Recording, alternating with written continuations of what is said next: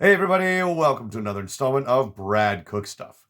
So some of you might have figured out that a lot of my recipe ideas come from things that I've already got lying around the house, in my pantry, my freezer, my fridge, my cupboard, and this week is no exception. So I had a small can of crab meat that I bought kind of on a whim, and I've also got some garlic butter that I bought from a new place that opened up not long ago, and I thought it might be nice to use that crab meat and that garlic butter. So tonight we're going to make ourselves some crab salad sandwiches fried in garlic butter. That's right, I just gave everything away from the intro, but I think it's going to be pretty nice.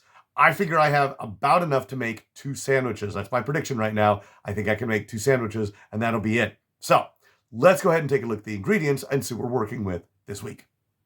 These are our ingredients for the week. We've got some thick sliced bread. I've got some garlic butter to put on the outside, some canned crab meat, and to make it into a crab salad, some mayonnaise in a very small tube, and a stalk of celery. I'm not going to use all the celery or the mayonnaise, of course, but let's go ahead and start with the crab salad.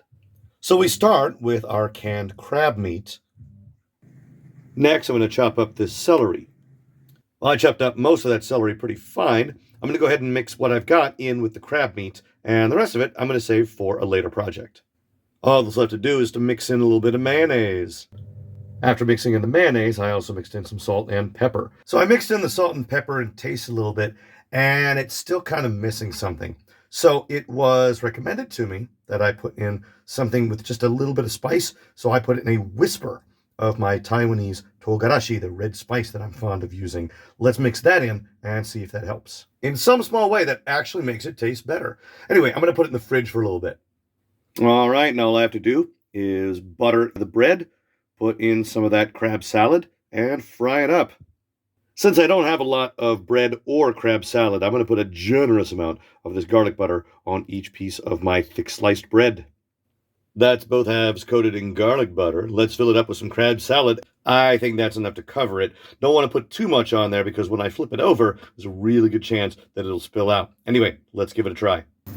Well, I think this is coming along nicely. It smells really good, nice and garlicky, and it was really hard to flip over. Anyway, I'm just going to fry the other side for a little while, and then I think it'll be time to eat. Well, that looks done to me. Let's cut it in half and try it out. All right, moment of truth. I have here a sandwich that is thick sliced bread with a crab salad fried in garlic butter. I mean, come on now. So you can see right here. I mean, it smells good, but let's give it a try, see how it tastes.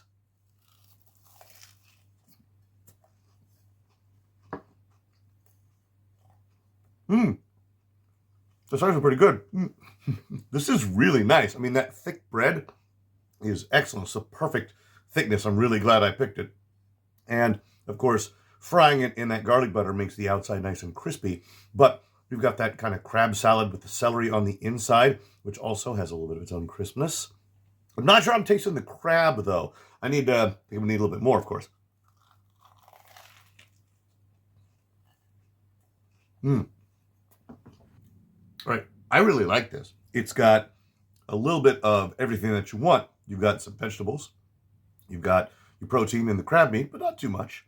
You've got that nice bread on the outside, plus, of course, that decadent garlic butter that you fried it in. Yeah, man.